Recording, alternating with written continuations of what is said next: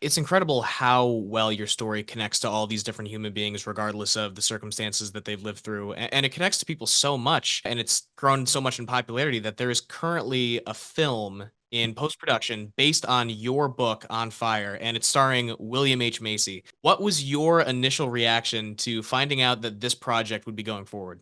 Probably the same reaction as when you asked it right there, and it's been going forward for 7.5 years. So my reaction 7.5 years ago was, this will never happen. And, I don't feel worthy of that. And my reaction now that it is just inches away from actually becoming finalized in a big way remains the same. You're speaking to a guy from the Midwest, from a big family who feels grateful each day just to have the opportunity of life. And the fact that what we once took for granted, both our story, but also our lives, is now being celebrated on screens around the country and around the world. And you mentioned Bill Macy.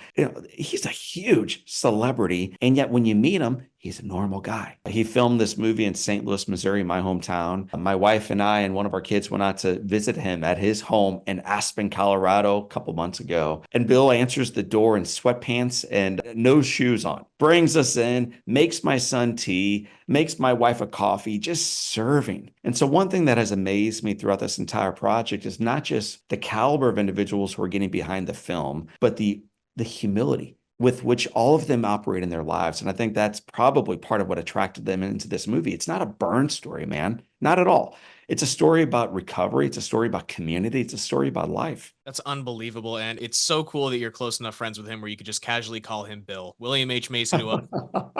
Well, he likes to be called Billy Boy. So I don't feel comfortable enough with you yet, Bill, to call you Billy Boy, but that's the title he likes. Bill, it plays Jack Buck. Jack Buck was this radio announcer from the greatest generation, fought overseas, received a Purple Heart, came home, built up a career, built up a life, went into the Baseball Hall of Fame among six other Hall of Fames. So this was a successful guy. And yet Jack Buck never lost sight of the goal of success is ultimately to use it for good, to be put in positions where you can elevate the lives of others. So when Jack Buck, that's who William H. Macy portrays, learned about a little boy who got burned, Jack stepped into the gap and served me, learned I was going to die, and then comes back to the hospital the following day to encourage me again. We've been surrounded by individuals our entire life who just saw an opportunity to serve, recognized that they could make a difference, and then had the audacity to just show up. Then they came back and then they brought friends. And I think as we look around at the many challenges we face societally right now, if we could follow a similar pathway, we may not change the world, but we would change a piece of it. And if you do that enough, you can change the overall world.